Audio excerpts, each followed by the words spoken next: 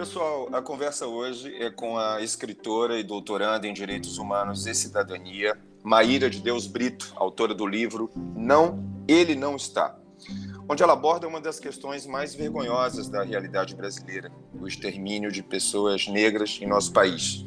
Indo num sentido um pouco diferente ao que a gente está acostumado a conversar aqui no meu podcast, hoje a gente vai fazer uma pequena pausa no combo diversão e informação, que eu sempre gosto de falar, simplesmente porque é impossível ter algum humor, ou bastante humor, quando se trata de um assunto tão assustador quanto esse. Vamos tentar não perder a leveza, evidentemente, para não ficar pesado demais, nem acadêmico demais, mas o objetivo de nossa conversa hoje é mexer nessa ferida brasileira, falar do livro da Maíra, para que, estando mais informados, nós, sociedade brasileira, possamos agir com mais eficácia como parte dessa sociedade que somos. O Brasil está diante de uma matança generalizada de sua população jovem, principalmente os jovens negros, que são as principais vítimas da violência letal. Cerca de 70% das pessoas assassinadas no Brasil são negras ou pardas, com baixa escolaridade, sem ensino fundamental concluído. Então, e esse quadro é ainda pior para a juventude negra. Os números são aproximados, né? 77% dos jovens assassinados no Brasil são negros. Ou seja, a cada 23 minutos um jovem negro é assassinado no Brasil. Esse cenário é tão alarmante que ativistas e especialistas têm denominado o fenômeno de genocídio da juventude negra. O extermínio generalizado dos jovens negros é reflexo do racismo estrutural e institucional e impacta o tipo de sociedade que estamos construindo para as próximas gerações. A Maíra tem especialização em gestão de políticas públicas para gênero e raça pela UNB, a Universidade de Brasília, que é de onde ela está falando agora. É também professora voluntária da Faculdade de Direito da UNB e professora do Instituto Brasileiro de Ensino, Desenvolvimento e Pesquisa, o IDP, além de jornalista. Entre outras coisas que ela pode falar no meio do caminho. Maíra, uma introdução gigantesca, mas enfim, eu te dou as boas-vindas e já engato numa pergunta. Nós estamos falando de racismo somente, aspas no somente, ou o buraco é bem mais embaixo? Obrigada, Lori. Primeiro, muito obrigada pelo convite. Obrigada a todo mundo que vai parar para escutar a gente, que eu acho que esse papo vai ser muito importante.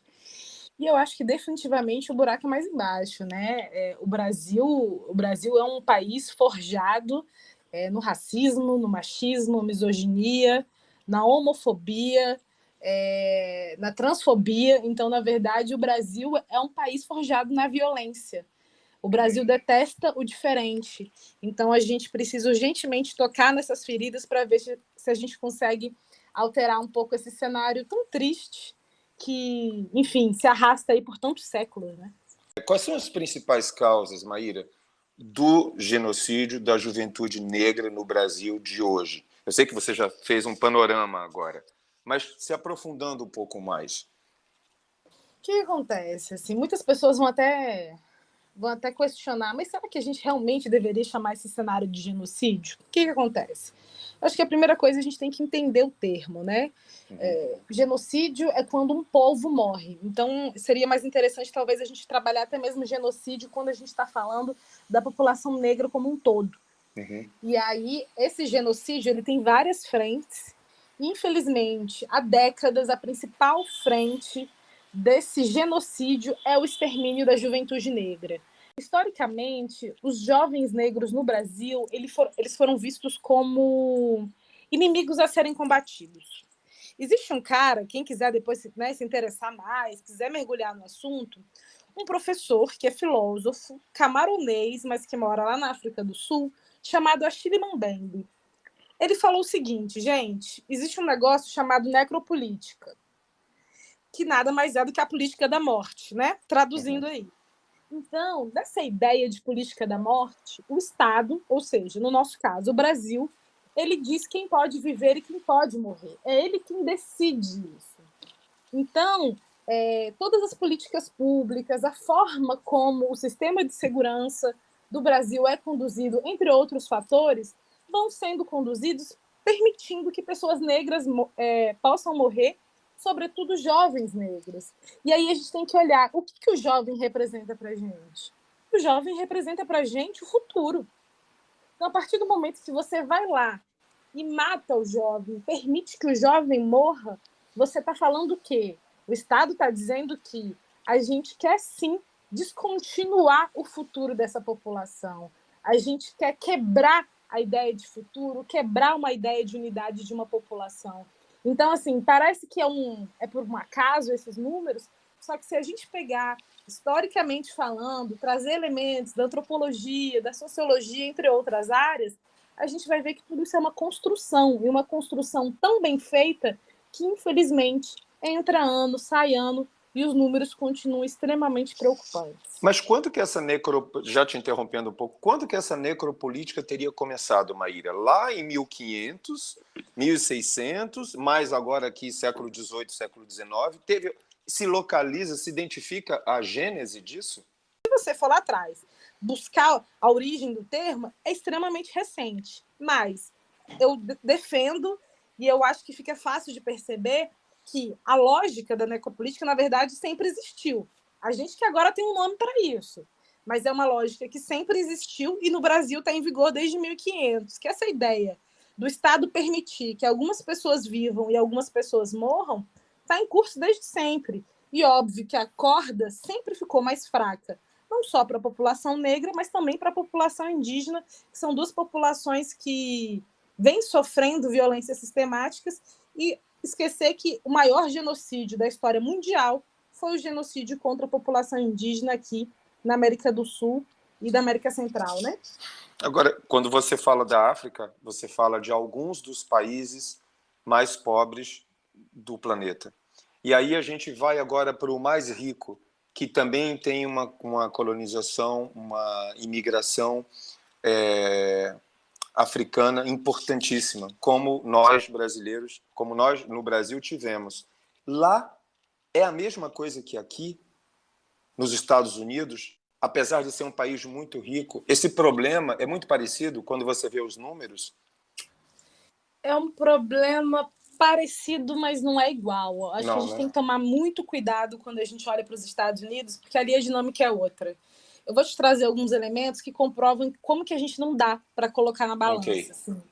Por exemplo, o número de pessoas negras, né? E aí, lembrando que pessoas negras, sempre que eu estou falando aqui, existe toda uma polêmica em relação ao termo, mas eu acabo trabalhando porque, como a gente está aqui trazendo dados, né? E dados Sim, oficiais, esses dados, a população negra é a soma de toda a população preta e parda.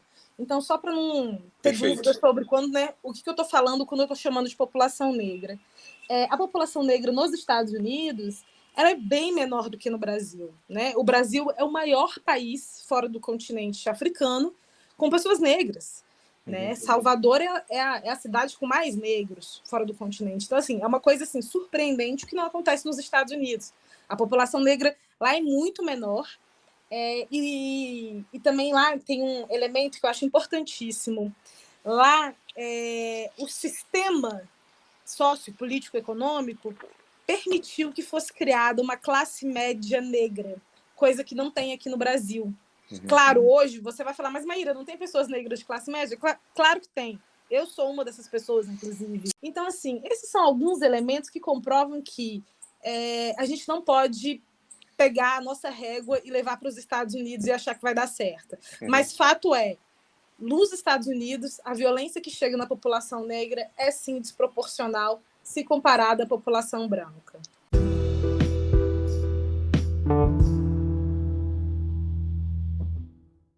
No governo atual, sem entrar no mérito do governo federal em si, e tomando um distanciamento ideológico, tipo, esquecendo na medida do possível, direita, centro, esquerda, a situação é a mesma de sempre nos últimos 50 anos, ou na República, digamos assim, melhorou ou só piora? Olha, eu adorei essa pergunta, porque é uma pergunta super polêmica. Se outra pessoa estivesse aqui, talvez desse uma resposta diferente. Eu acho muito perigoso a gente dizer que em governos anteriores a situação era pior. Porque eu sempre penso assim, será que era pior ou se a nossa capacidade de medir essas mortes foi aperfeiçoada com o tempo. É a minha pergunta. Então, assim, o que eu consigo te dizer é, de 2016 para cá, o cenário piorou e piorou muito para a população negra brasileira, De tá? quando? De quando para cá? De 2016 para cá. Ok. Então, eu acho que 2016 é um marco muito importante para a gente entender que a gente começou a perder uma série de direitos que foram conquistados, e foram direitos muito difíceis de serem conquistados. A gente está vendo, a gente viu o Brasil voltar para o mapa da fome, e a gente, enfim, está vivendo um horror que a gente, obviamente, não contava com isso, que é esse cenário de pandemia, com um discurso negacionista extremamente forte, e que, querendo ou não, a corda também puxa para o lado mais fraco. Porque por mais que uma pessoa, por exemplo, periférica, se vacine, se o patrão ou a patroa não vacinar e pegar Covid, pode passar para essa pessoa. Só que o patrão e a patroa têm condição de ir para um hospital particular. E, sem dúvida, não vai ter a mesma estrutura de um hospital público, porque o Estado também permitiu essa estrutura diferenciada. Então, assim, por isso que é importante, né, a gente pensar assim, tudo como um grande conjunto. A gente não está falando também agora só dessa morte, desse homicídio, arma de fogo. A gente está pensando numa série de elementos que uma coisa puxa a outra e vira uma grande bola de neve. O que se vê em 2016? Só a chegada do Temer ao poder? Quer dizer, é algo absolutamente político? Ou você, como pesquisador, identifica outros fatores que provocaram essa ruptura há 8 anos atrás? 8 não, 6. Minha matemática é horrível. Não, eu não posso falar nada que eu também... Eu sou de humanas, como o pessoal costuma dizer, sim, né? sim. Eu particularmente acho que, enfim, os governos anteriores, o governo do Partido dos Trabalhadores não está isento a críticas, mas eu acho que foi um governo que trouxe muitas coisas importantes para a população preta e pobre desse país. Então, temos nossas críticas, sem dúvida, mas também, sem dúvida, com a chegada do golpe contra a presidenta Dilma Rousseff, aquilo... Se a gente já tinha um país, né, um cenário, assim, se o nosso Estado democrático de direito já não era grandes coisa, ali ficou muito abalado, e a prova é tudo que a gente viveu de lá para cá. Então, se a gente colocar no papel, pode ser que um índice ou outro, muito pontualmente, talvez não tenha ficado tão ruim, não tenha caído tanto, tenha ficado num estado de estabilidade. Mas se a gente pegar o conjunto de perdas políticos, sociais e econômicas, não há dúvida que foi rolimando uma ladeira de 2016 para cá, do golpe contra Dilma para cá. Na verdade, eu te fiz essa pergunta, mas eu já li que desde 2015, quer dizer, 2015, 2016, mas eu tenho 2015 na minha cabeça, que desde 2015 o Brasil vem reduzindo os investimentos em políticas de direitos humanos, tipo o total de recursos federais destinados a políticas para mulheres, igualdade racial, LGBTQIAP+, e direitos humanos em geral, vem caindo. Então, não deixa de ser, né, uma resposta. E aí te pergunto, você vê espaço ou a sociedade, nós, brasileiros, temos nos organizado o suficiente para responsabilizar o Estado brasileiro nas cortes internacionais? Infelizmente não, até porque esse processo de levar algum caso para a Corte Internacional é muito mais burocrático do que as pessoas imaginam, né? Não é simplesmente você ter um caso, vou levar para a Corte Interamericana. Infelizmente não é assim. Precisa ter, por exemplo, passado por todas as instâncias dentro do Brasil. Querendo ou não, você precisa de um advogado ou uma advogada que, enfim, também conheça os trâmites, que possa acompanhar todo o processo. Eu, Maíra, não posso entrar na corte para isso. Enfim, eu preciso de uma estrutura muito maior. Assim, a Maíra não basta. Apesar de que eu acho que isso é uma crítica importante a ser feita. Acho que não deveria ser assim, mas é. Então, e também tem um ponto importante, né? De uma forma geral, a população brasileira não conhece lei. Isso é péssimo, né? Eu acho que isso é uma coisa que, de um tempo para cá, a internet tem falado muito, assim, até mesmo às vezes em tom de brincadeira, do tipo, a a gente sai da escola sem saber fazer um imposto de renda. Realmente. Sim, verdade. Eu acho que a gente deveria saber, pelo menos, entender o que é o imposto de renda, para não chegar na vida adulta e falar, e agora, né? O que isso está dizendo? Por que o Estado está pegando essa porcentagem do meu salário? Esse tipo de coisa. É importante saber. Então, a gente também não sabe de lei, então a gente não sabe os procedimentos, e aí, como é que a gente vai exigir uma coisa que a gente não sabe nem por onde começar? Então, assim, por isso que é tão importante que a gente estude, que a gente tenha curiosidade. E aí, enfim, vou defender aqui, com a chegada da pandemia, essa conversa de pai ensina filho voltou muito forte, né? Assim, a criança não precisa ir para a escola. Gente, precisa ir para a escola. A escola é importantíssima por vários motivos, né? Sobretudo para a socialização das crianças e adolescentes. A gente tem visto o impacto disso agora na pandemia. Só que é isso, assim, sem esse estudo, sem essa pluralidade, até mesmo chegar na escola e poder fazer um debate saudável, né? Uma pessoa tem uma opinião, outra pessoa tem outra. É importante que... Pô, isso aí é a chave, né? É a chave. Então, isso é importante para que as pessoas possam conhecer mais, a ter mais curiosidade, sagacidade. Esse projeto, que também é um projeto de destruição da educação, é para isso, para que a gente não consiga entender os mecanismos que possam proteger e cuidar da gente também. Numa recente polêmica do BBB 22, do Big Brother Brasil, até porque Big Brother tem que viver de polêmica, senão não rende, uma das sisters, negra, se sentiu rejeitada por um brother branco que, mesmo depois de flertar com ela, beijou outra sister branca. Você deve saber bem desse caso. Eu li vários artigos de mulheres negras se solidarizando com a sister negra e dizendo que aquilo não é um fato isolado, que ele representava, abre aspas, a solidão da mulher negra, fecha aspas, que é boa para transar, é boa para ficar, mas não é para namorar, para apresentar para a família, para casar, etc. Enfim, o quanto isso é verdade, a solidão da mulher negra, e essa minha pergunta completa, baseado em seus estudos. A solidão da mulher negra, foi interessantíssimo você trazer essa pauta, porque eu acho que isso está quente, né? As pessoas estão falando sobre isso recentemente. A solidão da mulher negra é muito importante também que a gente não reduza só essa relação de homem-mulher, mulher-mulher, né? Essa coisa sexual. A solidão da mulher negra também é importante que a gente consiga visualizar ela como se fosse um leque, né? Então, ela tem várias camadas. Então, eu vou te dar um exemplo, só para que as pessoas também, quem está ouvindo a gente, consiga entender melhor o que eu estou falando. Eu vou dar um exemplo pegando meu livro. Okay. Quem for atrás do meu livro, é só dar um Google. Não, ele não está. E aí tem como comprar físico e e-book. Não, ele não está. Lá no livro, eu converso com duas mães que perderam os filhos assassinados. Eu converso com a Ana Paula. Ana Paula é um nome real. Ela faz parte de um grupo chamado Mães de Manguinhos, que eu acompanho, que, enfim, está no Facebook, está no Instagram. Recomendo que vocês conheçam o trabalho dessas mulheres. É um trabalho super importante, e vira e mexe elas precisam de colaboração financeira, seja para fazer uma viagem, né, para encontros familiares de vítimas da violência do Estado, seja para comprar agora, nessa situação, cesta básica ali para o pessoal de Manguinhos, enfim. Peço que vocês sigam o Mães de Manguinhos. Então, eu entrevistei a Ana Paula e a Aparecida, só que a Aparecida é um nome fictício, porque ela preferiu assim, e a Ana Paula preferiu que o nome dela saísse como nome mesmo. Okay. E aí, eu conversando com as duas, e as duas me trouxeram elementos muito nítidos de como que foi viver a morte desses jovens, né?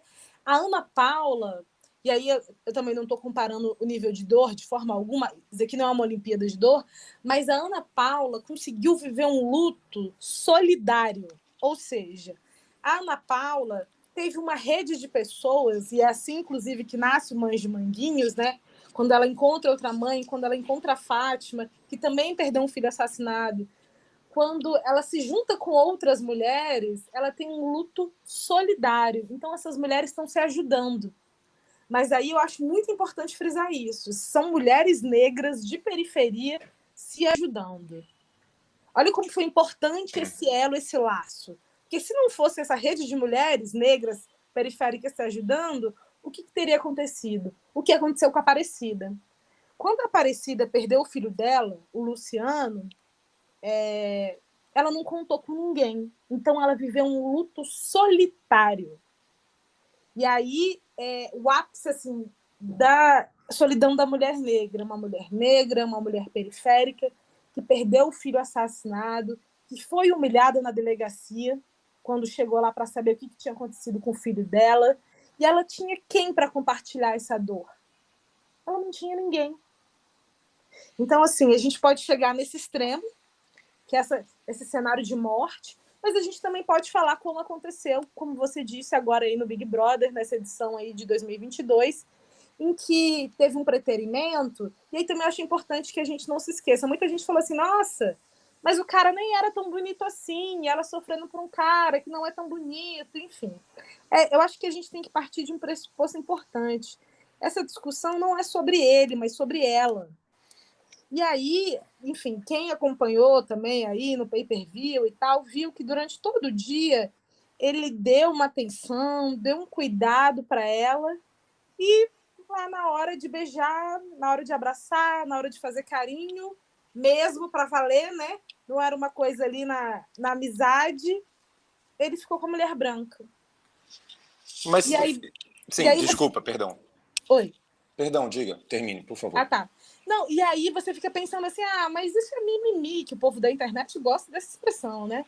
Isso é mimimi, isso é frescura. Gente, não é frescura. Historicamente também, a gente tem visto que as mulheres negras são preteridas, e aí, infelizmente, tem até aquela expressão popular que não me deixa mentir, né? Como é que é? A negra é para transar e a branca é para casar. Um negócio assim. E aí, então, assim, a gente já percebe dessas expressões populares como é uma coisa enraizada. Então, assim, ninguém pode dizer que está sendo pego de surpresa. E aí eu vou te trazer uma curiosidade que pouca gente sabe. Quem dá um Google agora aí, ó, num negócio chamado celibato definitivo, vai ver que a maior parte das pessoas que fazem parte desse cenário são mulheres negras. Maíra, o que é celibato definitivo? O IBGE, quando faz as pesquisas, quando faz o censo, inclusive censo que infelizmente não aconteceu, mas deveria acontecer, que isso é péssimo, quando o IBGE faz o censo, ele encontra algumas pessoas que, quando estão numa certa idade, falam assim, olha, a partir de agora a gente considera que a chance dessa pessoa casar, arranjar um companheiro ou uma pequena. companheira é mínima. Então a gente coloca essa pessoa numa classificação chamada celibato definitivo. Adivinha quem, historicamente, lidera as estatísticas de celibato definitivo? A mulher negra. A mulher negra. Então, assim, não é uma invenção da nossa cabeça, não é um drama, não é um exagero. E aí também, eu posso também trazer outros exemplos, assim, a forma como a mulher negra é, por exemplo, tratada no sistema público de saúde. A mulher negra, isso também já está em números, pesquisas, é que recebe menos anestesia na hora do parto, faz menos pré-natal. Isso também faz parte de uma lógica de sistema de solidão da mulher negra. Essa mulher negra pode ser excluída, ela pode ser preterida, ela pode ser violentada. Quando isso acontece, é esse recado que está chegando. Então, a gente não pode esquecer que essa solidão da mulher negra tem várias camadas e, infelizmente, a gente, enfim, viu em rede nacional, e isso, sem dúvida, foi um gatilho para várias mulheres negras, porque eu não tenho dúvida, se você conversar com qualquer mulher negra, ela tem uma história desse tipo para contar. Entendi. Não é fácil, não. Mudando um pouquinho de assunto, mas sem mudar, o ator Lázaro Ramos, que leu o teu livro e fez questão de divulgar isso na época do lançamento, eu já vi foto do Lázaro Ramos com o teu livro, já disse que, recentemente, racismo é um tema que ele queria muito que saísse da pauta diária. Tipo, não ter que falar sobre isso eternamente. A questão, ele fala, né, é que cada vez que o racismo mostra a sua cara, as pessoas são praticamente convocadas a falarem dele novamente.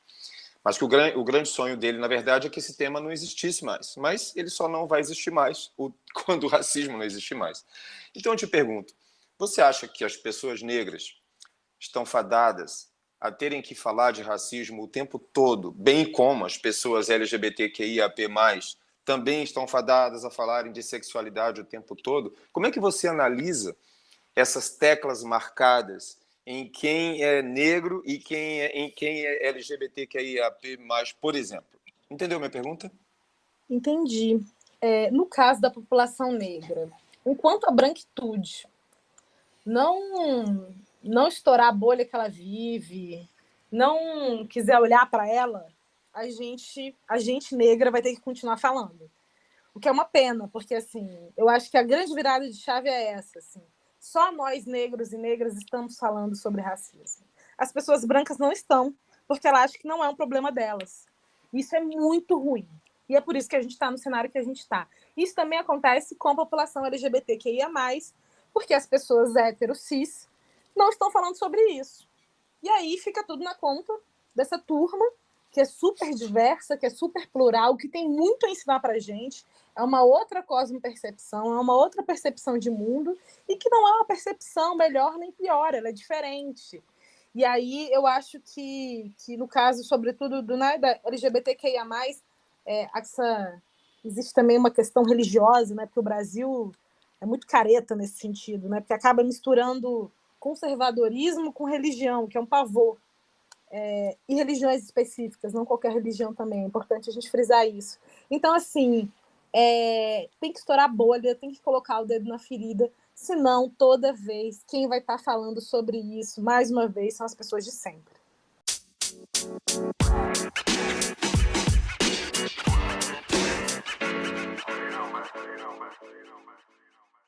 Quando George Floyd, negro norte-americano, morreu asfixiado pelo joelho de um policial branco, em maio de 2020, você lembra bem, início da pandemia, nos Estados Unidos, o mundo ocidental se viu num turbilhão de protestos e manifestações contra aquele ato, contra o racismo de maneira geral, contra a violência policial, predominantemente contra as pessoas negras, nos Estados Unidos e no mundo todo, né?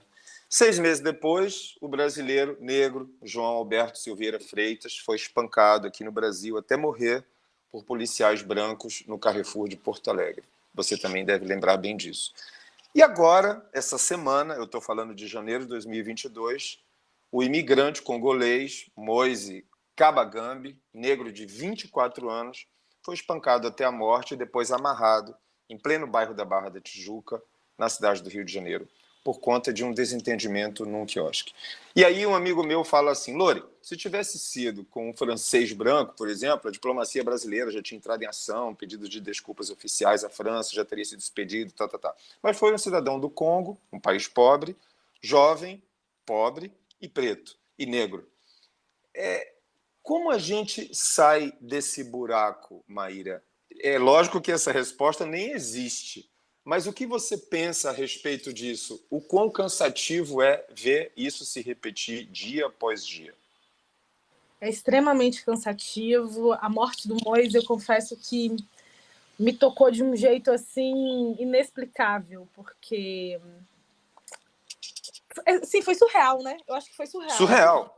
Tudo é surreal, na verdade. Assim, a gente está em 2022 e vê um cara jovem de um outro país, inclusive, que veio para cá fugido, veio para cá para tentar encontrar paz, ser vítima de uma violência tão brutal, assim, tão precário, né? Assim, é um cenário precário isso, assim. Como é que a gente permite, e aí eu digo a gente, enquanto sociedade, que uma pessoa morra, assim, de tanto apanhar, né? E assim, não foi num lugar ermo, não foi num lugar escondido, não. Sim. Foi no meio da Barra da Tijuca. Isso é um absurdo. Agora é isso, né? E aí a gente tem que voltar naquela conversa de projeto de Estado. O Brasil tem um projeto de Estado que é para matar gente negra. Esse é o projeto do Brasil. Desde sempre, desde 1500. Então, por que um homem jovem negro congolês ia trazer a comoção? Não ia trazer comoção.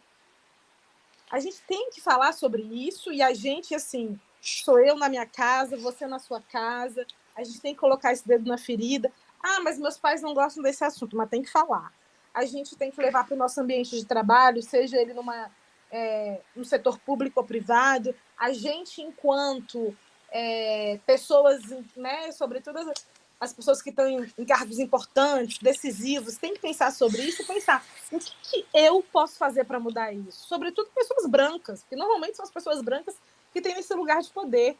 a pessoa que está lá no Congresso, ela não está nem aí para o que está acontecendo. É isso, assim, a gente não teve uma declaração enfim, de algum político muito grande. A gente viu de alguns deputados, algumas deputadas, mulheres Sim. negras, mas assim, pouquíssimos, uma coisa muito pontual. Sim. Então, assim, a gente precisa começar a falar sobre essas mortes, como que isso é absurdo e como que a gente pode realmente reverter isso. Porque, assim, a morte dele só está sendo colocada assim de uma forma banal porque outras mortes aconteceram e essas pessoas não foram responsabilizadas. Sim. A gente tem que começar a pensar assim.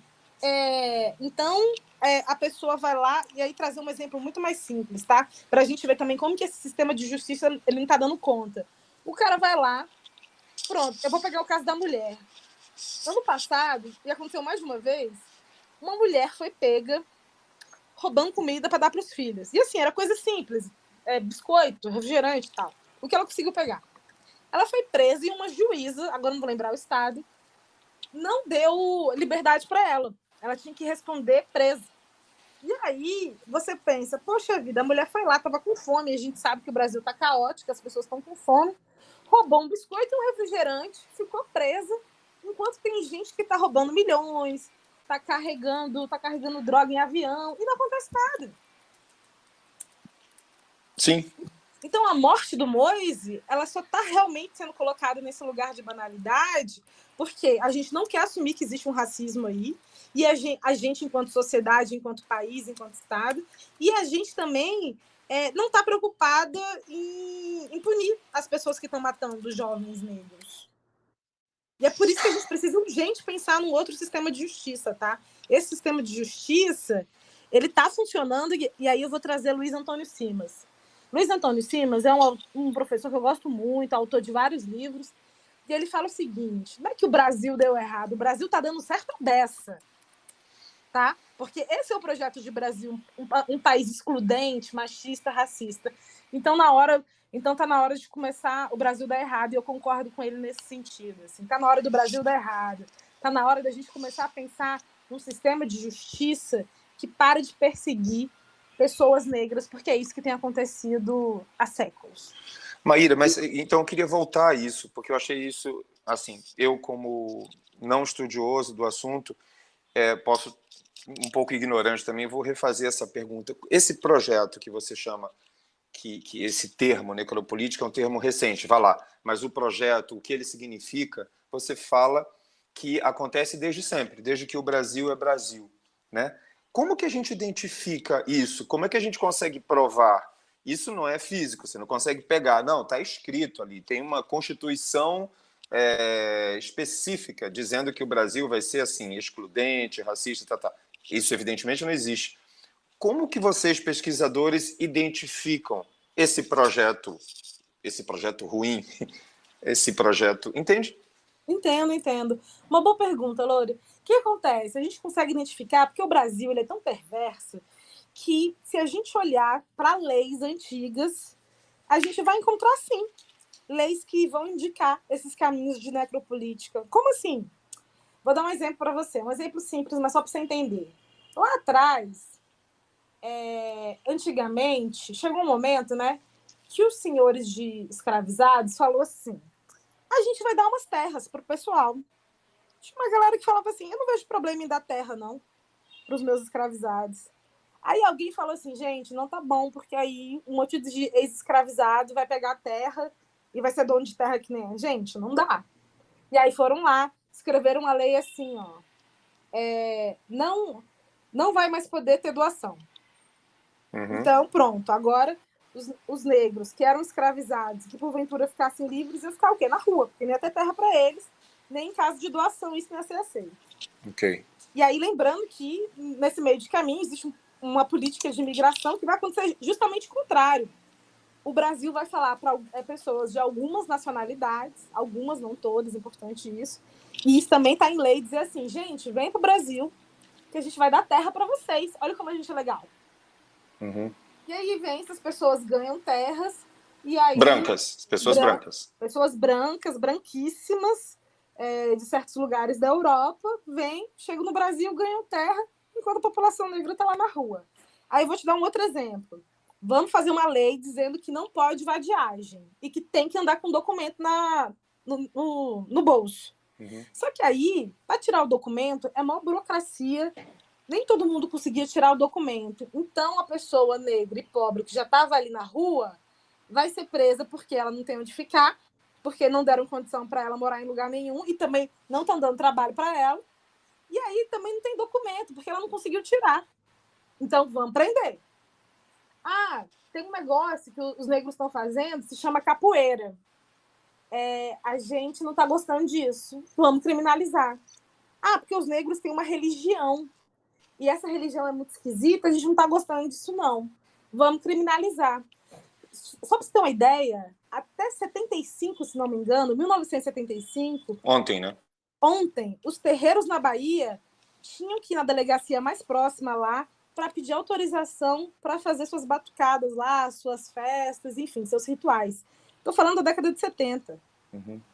Isso é gravíssimo. Então, assim, eu trouxe algumas leis, e está tudo realmente escrito, só para comprovar como, em diversos momentos, o Estado brasileiro criou leis e mecanismos para colocar a população negra numa situação de violência, de vulnerabilidade, entre outras coisas horrorosas que vêm sendo arrastadas aí por séculos. Gente, essa é a professora, jornalista e escritora Maíra de Deus Brito, doutoranda em Direitos Humanos e Cidadania. Maíra, muitíssimo obrigado por ter aceitado bater esse papo aqui comigo. Queria deixar um tempo agora para você se despedir e dizer as últimas palavras que ainda não falamos, enfim, o que você quiser dizer. Eu quero primeiro agradecer, Lore, pelo convite. Foi incrível estar aqui hoje com você.